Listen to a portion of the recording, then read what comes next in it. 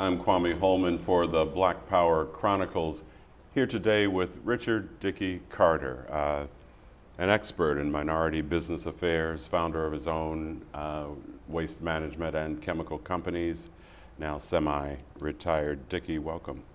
Thank you, Kwame. Dickie, we've been talking about Marion Barry, the early days in Washington, and the concept of Black Power in the framework that Marion Barry was perhaps the first and only major elected official to come into office with an agenda of Black Power. What were your earliest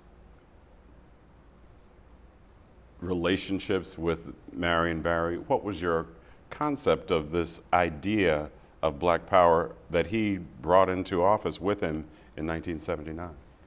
Well, this is a very interesting question, and I'm delighted that I'm having an opportunity to have this kind of a dialogue about Marion. He and I were quite close. In fact, our earlier days crossed when he incorporated and developed Pride Inc., that you may remember. And this was through a grant that had come from the Labor Department and went on to the United Planning Organization. And at that time, I was the Deputy Director of Manpower. And I had the good fortune, I guess I would say the good fortune, to oversee Marion's project, Pride. And we had our days. Marion was just an incredible person.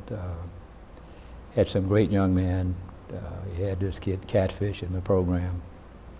And we had our rounds because Marion wasn't that disciplined about reports, and I had that oversight responsibility. But I had so much admiration for what he did. And I could see early on that Marion understood the importance of getting involved with black youth, getting in the proper kind of training. And the way he established Pride suggested to me that he also understood economic empowerment. So he came to the district through SNCC. We all know the involvement that he had there, and how he became an elected official, going through the ranks with the Board of Education, et cetera, and ultimately becoming the mayor. And what he brought to his administration from day one was an understanding of economic empowerment. To do that, he understood that he had to have the right kinds of staff people around him. And he was smart enough to bring a number of his smart colleagues into his cabinet. Of course, he had Cortland Cox, who became his first director of Minority Business Enterprise Program. And of course, there was Ivanhoe Donaldson that he brought in and put him over head of, I believe at that time, Ivanhoe came in as the Director of Employment Service. He began to understand that if he was going to level a playing field, he had to integrate his agencies, and he had to put people with expertise and commitment in those agencies to carry out his mission. And what is very interesting, Kwame, is the set-aside program in the district was one that was already on the books, but had not been enacted. And immediately coming into office, he mandated that there be a 35% of all of its procurement be set aside for minority vendors. I happen to have been the recipient of the awarding one of the first major contracts in the district that came under the set-aside program. I want to talk about the set-aside program, how it got there, this 35%. But I want to circle back first to your early days with the United Planning Organization, the working with Marion Barry, helping oversee his Pride Incorporated group that tried to bring young men with little opportunity and education into employment. The whole aura of activism, of community activism, in a time frame in which there was great tumult, the entire country was embroiled in dissent about the war in Vietnam, et cetera. This was the seminal moment of change in the country, and within that were you men and women who would become the architects, if you will, of a kind of black power that arose after Stokely Carmichael and Marion and the SNCC people came out of the South. How were you thinking about the term black power in those earliest days?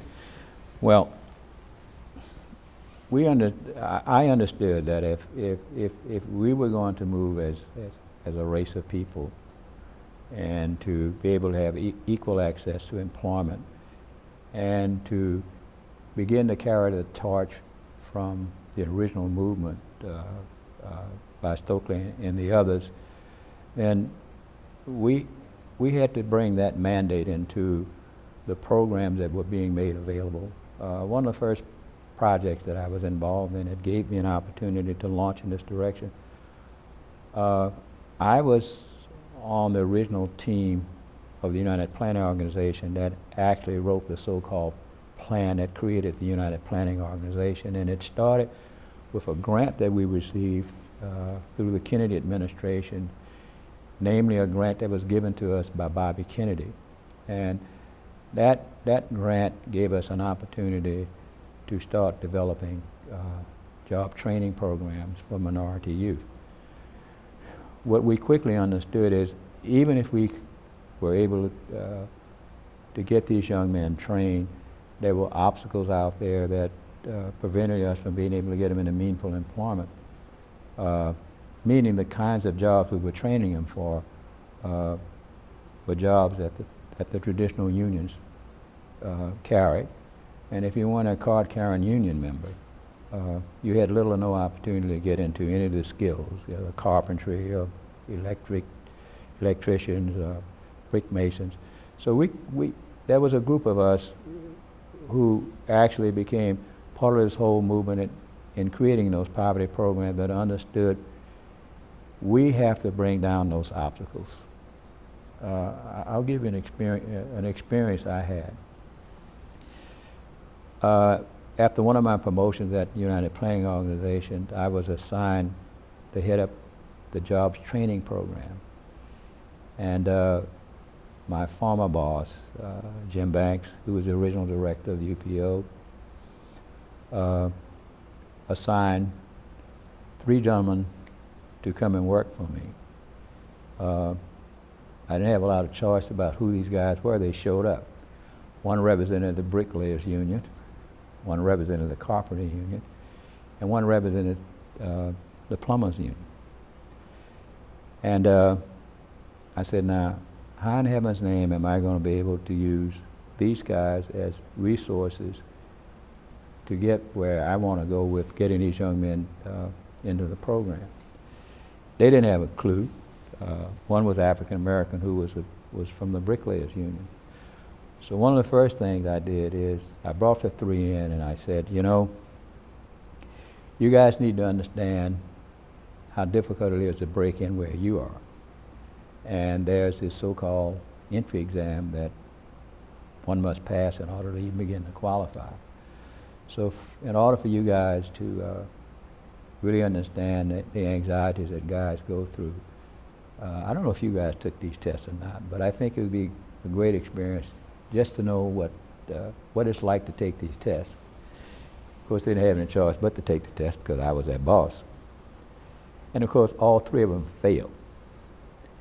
And I leaked the tests. Well, somehow the test got in the hands of the media. It all but got me fired. And the headlines in the media was that, you know, card-carrying union members failing on aptitude tests.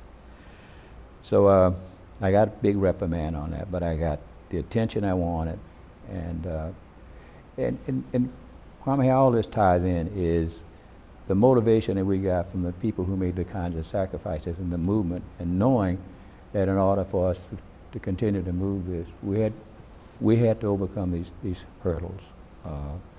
So I was motivated by this, knowing that Black power, in terms of its definition, only means something if we can accomplish something out of that. And the only way we could accomplish something out of that is access to equal employment, access to contracting opportunities, creating opportunities for minorities to acquire wealth, and the end result of acquiring wealth is to pass that on to your colleagues and to the community that you're working in and you're living in. Robert Kennedy Jr. was, and other national Democrats were interested in so-called poverty programs and funding programs such as United Planning Organization. People such as yourself were inside these organizations with a concept of how to empower young Black people. Would Robert Kennedy have called what you were doing promotion of Black power, or how was your perception of that this is what we are doing is promoting Black power different from perhaps those who were institutionally providing some funding? Well, I think Bobby Kennedy really had a strong commitment in terms of what he understood needed to happen to make the kind of changes in our nation. And I really think that he had a very, very strong commitment about this. As a matter of fact, he would even come into the projects that we were doing. There was a great playground that you may remember on 7th Street. That was a playground that was also part of the grant that we had received. I will, however, say that while there's a commitment and an understanding from great people like Bobby Kennedy, unless you're in the shoes that we are in as minorities, this is the way you really feel your own plight and an understanding of what you have to do to get out of your plight. I don't think anyone can feel that other than the people who are caught in that kind of movement, which were our people, which are our people to date, when you look at where we are to this date. So this whole notion of you know the old saying about picking yourself up by your own bootstraps.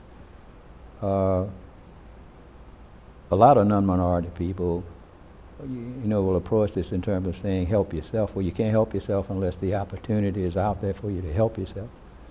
And those opportunities weren't there. We forced those opportunities to be there. And it took the whole SNCC movement. There were lots of ex-SNCC persons who were working at the United Planning Organization. It was all infiltrated through the organization. And these guys were very fixated on this organization doing the right thing. I remember once there was a shutdown of the agency, which I wasn't a part of, because they were saying the agency wasn't relevant, wasn't doing the right thing. But that was all part of the excitement. That was a whole understanding that we all wanted to get to the same place, but in order to get there, we of course had misunderstandings. But in the final analysis, we knew what we wanted. And although there was some kind of mixed reactions to all of this, we all knew what strategies we had to implement to make that happen. You may not remember this, but we used to have a 3-headed commission in the district. We didn't have an appointed city council. And these commissioners were appointed by the President of the United States. And they oversaw the district and the district's budget, et cetera. And these commissioners were totally insensitive to anything that was in our best interest. And this was before the movement of the beginning of home rule. So part of what I did at United Planning Organization as a community organizer, which was my first assignment, was bringing together neighborhood workers who became the community organizers in the community. And we started demanding meetings with these commissioners. I remember the very first meeting that we tried to have, none of them showed up. And I use this as an advantage because I put 3 pillows in 3 of the empty chairs. And we had our town hall meeting. Now, where did all this come from? All this came from what I was seeing had happened in the movement. And it touched me, and it motivated me to take that same skill set and use it to make political changes in our city. So, and I enjoyed that. It was the beginning of how the city was going to change through these kinds of movements, and they were beginning to become effective. Sure. And meanwhile, Marion Barry, for his part, after Pride incorporated the Free DC movement, the bus boycott black bus drivers movement, and then on into the city council and school board, city council, and into the mayor's office.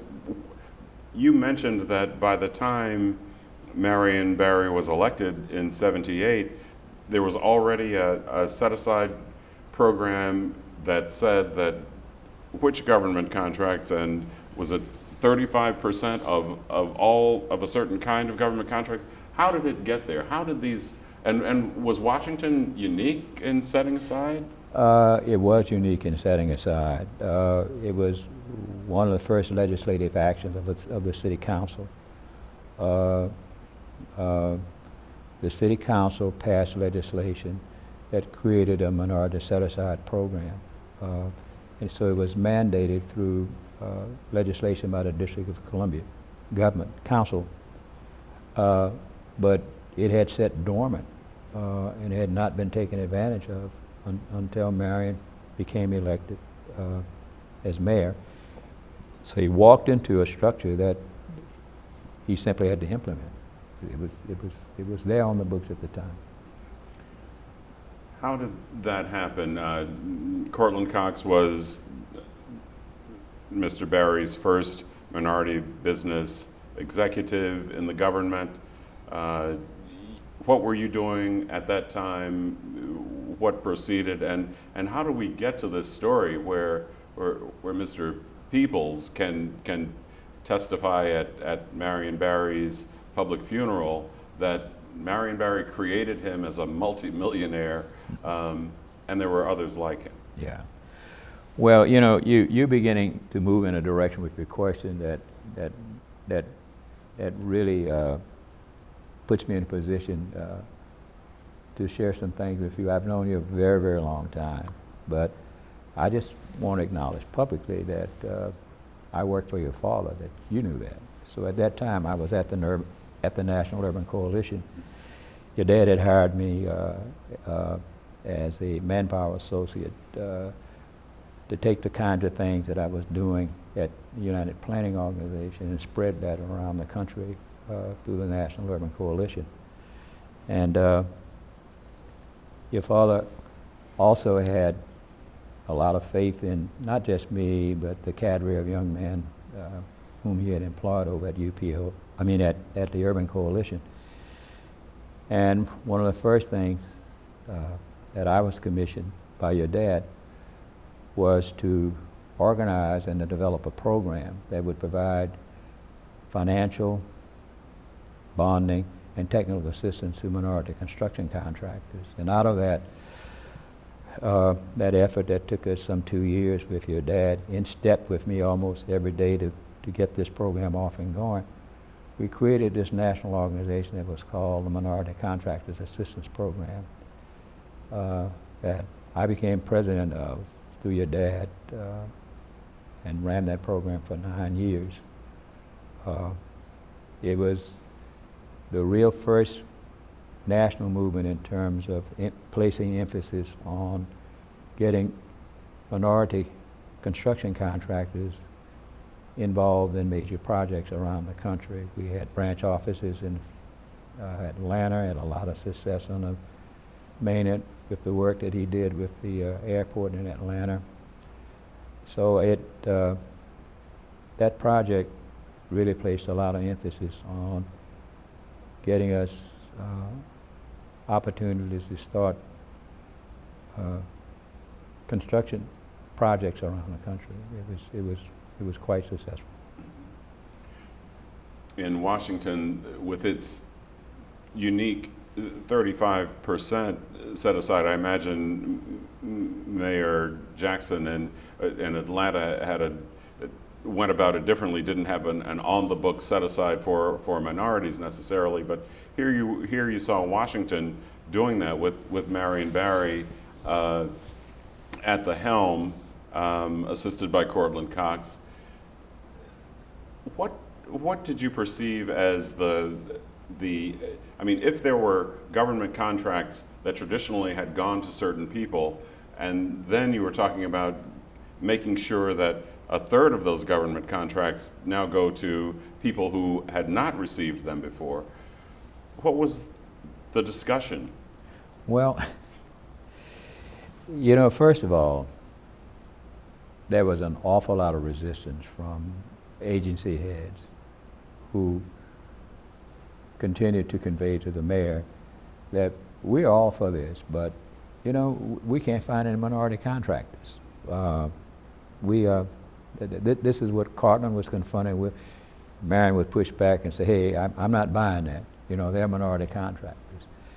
And interesting enough, when Cortland became the director of the MBOC program, I went to Cortland and I said, Cortland and his deputy, Frank Boris, I went to the two of them, they knew me through my work at MCAP, and I said, I know you guys know that I'm in the trash business now, and I have been trying, my business is 7 years old, I have a number of 8A contracts with federal agencies, but I have been unable to compete for any work in Washington. I believe I'm qualified to participate in this 35% set-aside program if I had an opportunity.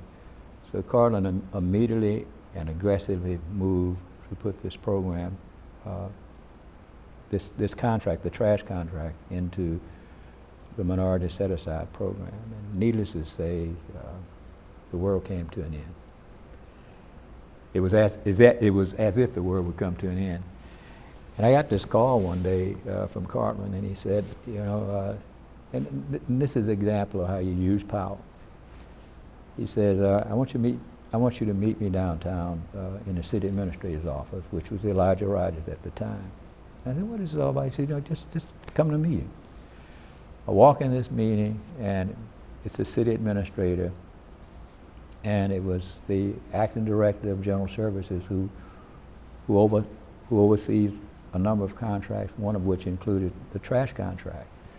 So Elijah opened the meeting, and he says, I'm calling this meeting because I'm getting conflicted information. There's this trash contract that Cortland Cox wants to put in the shelter market, and I'm getting pushback from you guys over General Services that there isn't any minority capability. And Cox keeps telling me that there's capability. And who's this guy that you brought in with you, Mr. Cox? So Cortland said, well, this is Dickie Carter. He's the trash contractor. Now, of course, the guys at General Services knew me. Oh yeah, well, we know Dickie Carter. So Elijah got up and said, well, I got a meeting with the mayor. You guys work this all out and tell me how this works. So this is how this is how this administration was so smart and understood how to make the trains run.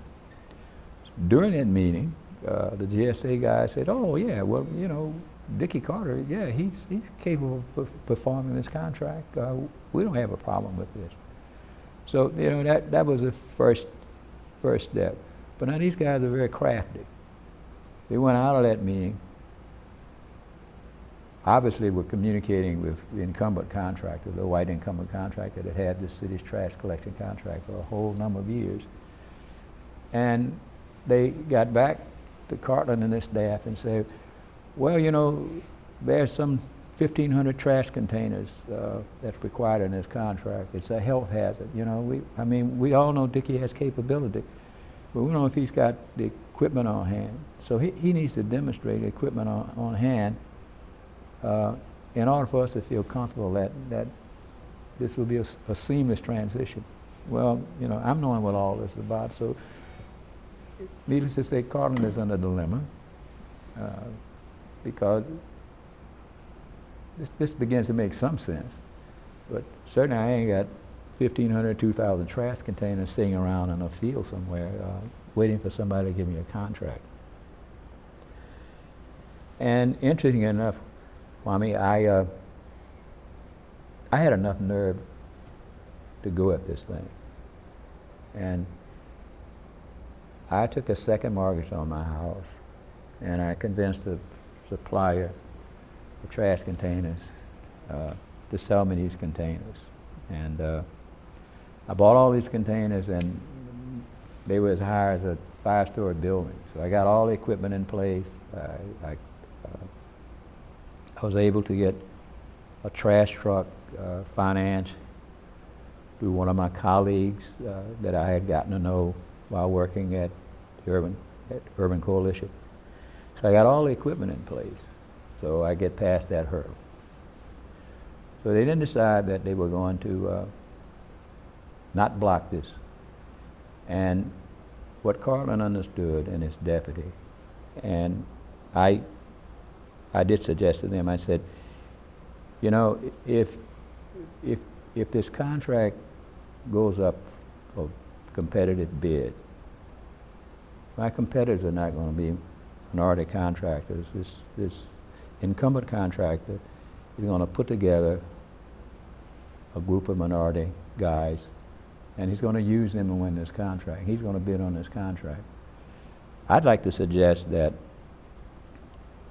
your bid go out not traditionally for price only, but that you put a bid out that's a request for proposal. It's in your procurement manual. It's totally legitimate. It gives you in the long haul an opportunity to evaluate who the contractor is in terms of his qualifications, because you're going to be asking for experience, you're going to be asking for finance, and you're going to ask, you will require a bond. You'll have to write a plan to the city. And based on an evaluation is whom the city should award its contract to. And this is exactly what the city did. Carol Harvey, who was the overseer of the General Services Administration, understood this. I said, you know, in the long haul, if I'm fortunate enough to win it under these circumstances, this is as clean as it can get. Nobody can question that I'm eminently qualified for this contract. And we did that. They did that. And I've always been good at writing proposals, so we gave them a proposal, and we had to go before a committee. The committee evaluated and made a determination, and we ultimately, there was one other competing company, but we ultimately. So the incumbent contractor then decided to sue the city. And we were in court for 4 or 5 days. Of course, we prevailed in court. And that became one of the first major contracts that was awarded in the District of Columbia. And it helped launch my program. It had a lot to do with the success that I ultimately had. I would hope that it also I demonstrated, and Marion's tough soldiers, namely Cartland and the others, demonstrated to the city that there was local minority participation, and all we needed was an opportunity. And of course, that followed with, if you want a bond, Wall Street was placed on alert that if you want to do business, you want to underwrite bonds in a district, then you got to go find yourself a minority partner, and on and on and on. So I think the comments that Don Peoples made, I would certainly echo.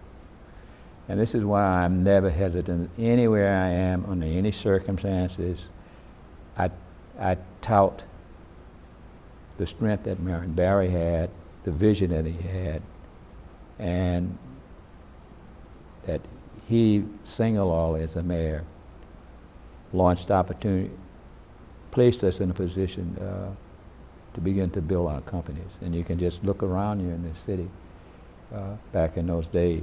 I know all of this happened because of the vision that all of these guys had and experience that they garnered around the country through the movement.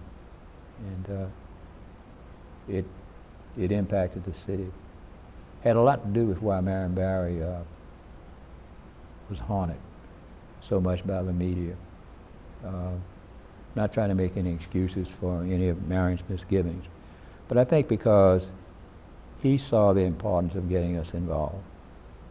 You know, I remember, I hope I'm not rambling, I remembered there was a cadre of us, Billy Fitzgerald and some of the others you remember. You know, those of us who had access to Marion would share with him sensitive things that we were seeing in the community, and he came to us, a group of us one evening, and said that the white business community was accusing him of being prejudiced, and that he didn't have any whites in his cabinet, and that this was discriminatory, and he wanted to convene a meeting with the white business leaders. And all of us said, well, Mr. Mayor, we don't think this is a great idea. Well, we all know Marion, this just roll off his back. So he convened this meeting, and of course he invited those few of us. I remember Marion strutted in about an hour late. Everybody was very tensed up, and he walks in and has a seat. And one of my colleagues, whose name I won't mention, said, you know, Mr. Mayor, we're the business leaders of Washington, of metropolitan Washington. We've convened meetings with the governor of Maryland, we've convened meetings with the governor of Virginia, and all of them respect our time. They all are here promptly on time, and you know, you come in like an hour so late. Marion never even responded to this question. It was funny. It wasn't funny to us, but it just didn't faze Marion one way or the other. And as the meeting went on, questions came up related to why don't you have more whites? You're not integrating your staff.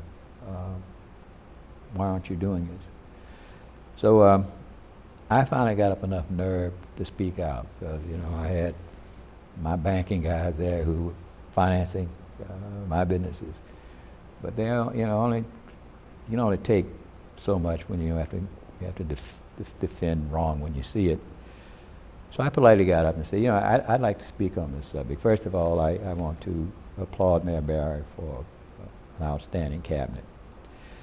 But I guess I want to ask a question back at my colleagues. Before you continue to accuse Mayor Barry about being prejudiced and not having whites in his cabinet, I'd like to see a show of hand among you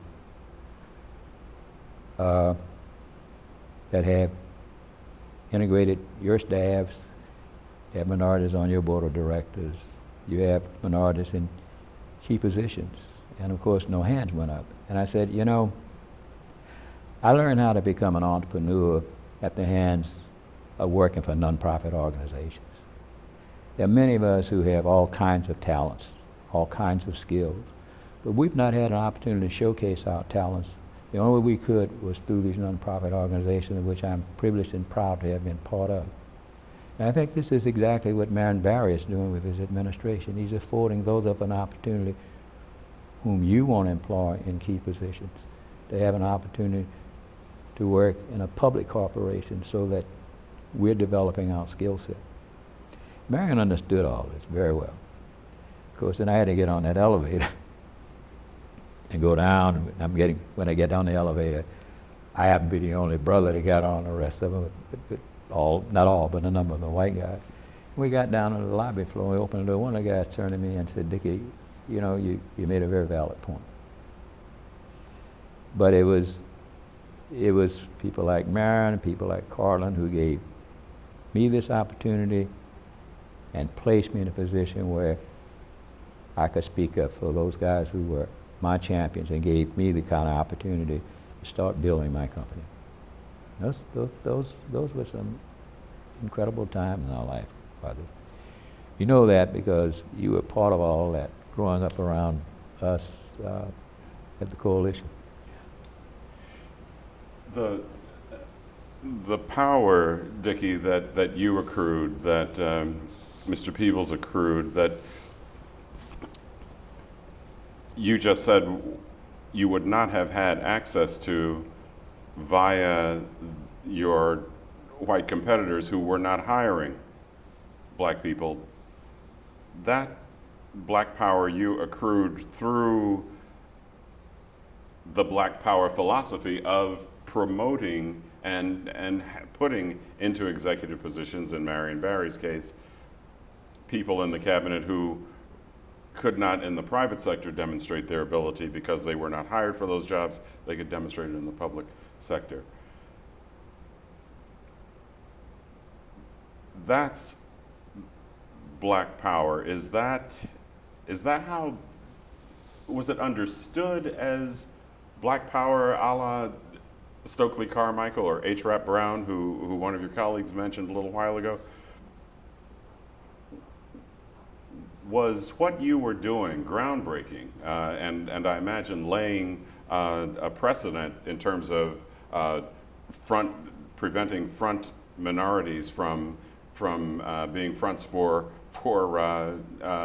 white-owned companies and getting these set-aside programs, and proving that you could write a request for a proposal that would be valid. Who was understanding that what you were doing was the version of black power that was open to you and that you were committed to because of your experience in the community, as a community organizer, as a proponent of black power? Well, let me see if why don't you restate that a little for me? Yeah, just, was what did you consider, if you considered all the things you did as being part of the Black Power movement, did that business executive who rode with you on the elevator and said you made a good point about inclusion of blacks perceive it as black power? And was it, in your mind, the same kind of black power being practiced, being talked about intellectually by Stokely Carmichael? No, he saw it as black power, but he certainly didn't see it. He didn't see the black power that we were aspiring to have. His response, I would say, was more out of guilt, more out of saying, "I understand." But I also knew when he was telling me he wouldn't understand, he wasn't going to go back tomorrow and call this board of directors in and say, "I want my board integrated. I want some more minorities. I want some more minorities. I want African American men and women on my board. I want to hire a vice president." He wasn't ready to make that move. We knew that the only way that was going to happen is for us to keep pressuring and to keep building our companies.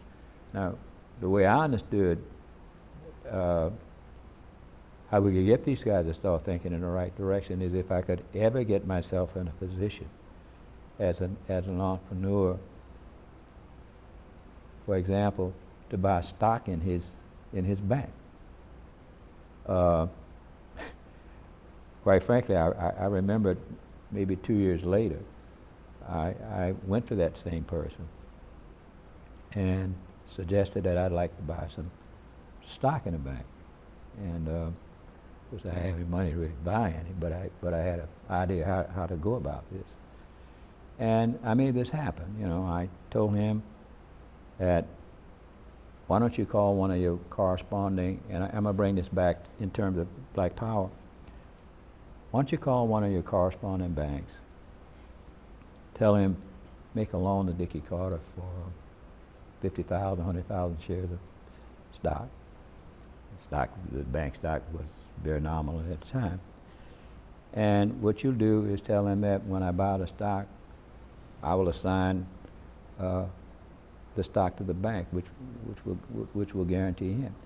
And he ultimately did this. Now, he did this because I had demonstrated that I was paying off all of my loans at the bank.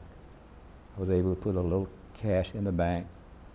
So he understood that, you know, I was reliable enough that if this bank would make a loan to me and I bought the stock and the stock was pledged back to the bank, that, you know, I was going to continue to do the right thing, which I did. Bank was ultimately sold, and we made a little money off sale of the value of my stock went up. But the whole idea was, if you're going to get these institutions to change, then you have to bring something to the table. Now, we couldn't bring anything from the table if we didn't have an opportunity to start amassing enough wealth that we could go to these institutions. And of course, I did that. And then that moved me into another direction. I decided early on, well, and I'm getting a little ahead of myself, that same banker suggested to me one day, he said, Dickie, you know, you're beginning to build a little equity in your company. I know you don't want any partners. No, I don't want any partners.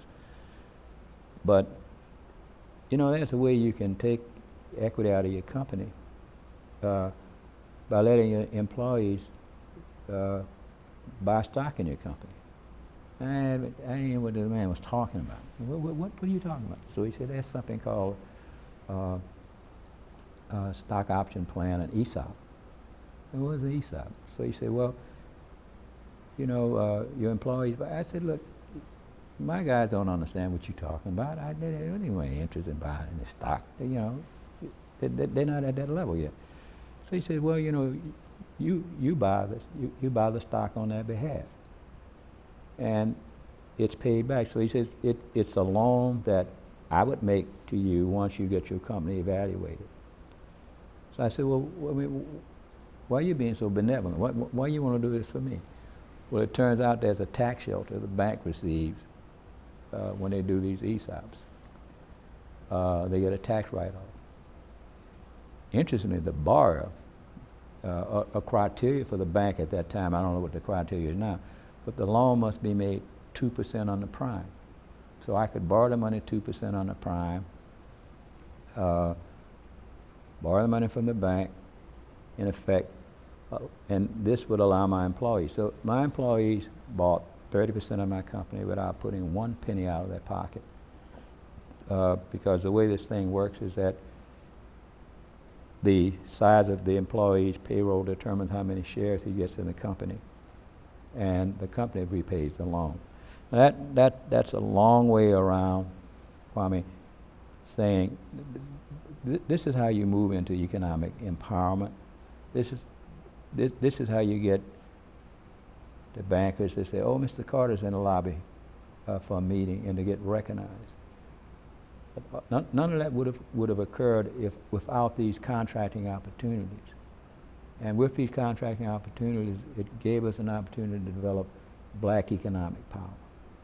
And it's so great to reflect back on these kinds of experiences we had over the years.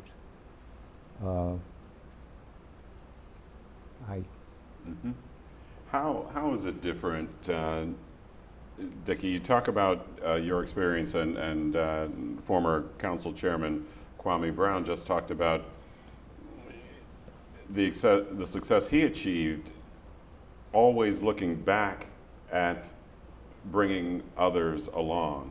My question is, how is Black Power different from any other group, affinity group of people who get together, have a common vision?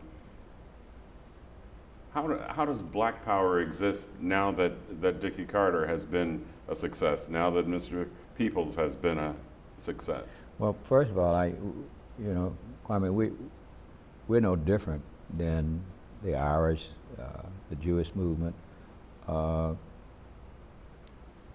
what what does what does give me concerns is how we're perceived when we express the importance of black power, how we're perceived when we say Black Lives Matter. It's still ingrained, this whole bit of racism is still very much ingrained in our country. And so the question in terms of, we're no different, but we're perceived differently. And as to the notion of, I can't speak for the others, but I am certainly at a position in my life where I'm taking a lot of pleasure over the kinds of commitments that I'm making back to the community. I have a small foundation, and I've been able to leverage that foundation by becoming a part of a local nonprofit organization that's headed up by Carol Thompson, who was one of our former city administrators. She heads up Philanthropy Venture Partners, which is an amalgamation of very well-heeled people, except for myself, who make investments, we make social investments. It's an incredible organization that flies under the radar, and we're making a difference in our local schools, etc.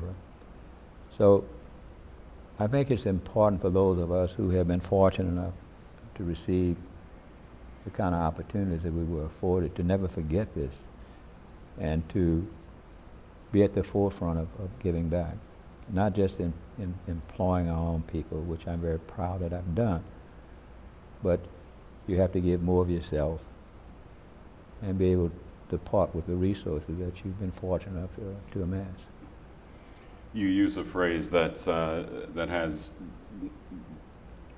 just recently become part of the cultural discussion, Black Lives Matter. You mentioned racism. There's much talk about a quote-unquote resurgence of racism right now. Talk about the work and commitment you have to continue to help others, the Kwame Brown version of today's Black Power. Where does Black Power go from here in 2017, and how, through this project and other ways of amassing historical data, should the country understand the movement then and what should happen next? Well, I'm very troubled and worried about where we are as a nation now, with this extreme divisiveness, the liberals versus the extreme conservatives, total absence of any give on any side is very personally disturbing to me. I think where we have to go as a people, as a race, we're not going to go anywhere unless we're able to reach back to our local communities and bring these masses of disconnected youngsters into an educational system that can embrace them, motivate them, and get them on the right track. An example of one of the things that's recently happened in the last couple of years in Washington is the Academy of Color, the Ron Brown Academy of Color.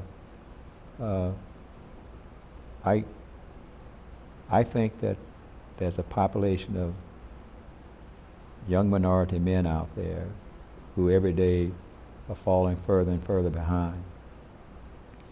And we're going to have to create special kinds of programs like the Ron Brown Academy, where these young men are entering for the first year into high school. There's a male principal of the academy who grew up very much like the youngsters that he's teaching every day. So he understands and can interact with these youngsters. We have to find a way to bring the young population that's been just totally disenfranchised. And that, in my opinion, has to be an immediate priority for us if we're gonna move into the mainstream. I have to ask, Dickie, if 40, 50 years later, does that mean the fact of a third of African Americans still being in poverty, a lot of people in very, very difficult circumstances, that 50 years of Black Power failed? No, I'd be very quick to say no. I think that, like all societies, there are evolutions, there are peaks, there are valleys. There's ebb and there's flow. 50 years, if we go back and look 50 years where we were and where we are to date, those of us who were able, that's a phase in history. Now we have to look at another phase in history, and the phase of history we have to look at now is where those of us who are where we are now, we have a responsibility to carry that baton and to ensure that 50 years from now, we as a people, we as a race, are better than we are now. I'd like to feel that all of us are placed here on this earth to make this earth a better place than what it was when we came here. That's an obligation we have. So no, I would say that that would be more, that's a part of history, and I would like to feel and would like to hope that 50 years from now, that future is even brighter. In spite of what we're going through now as a race of people, and some very trying times, in my opinion. Dickie Carter, thank you very much. It's been a pleasure, Kwame.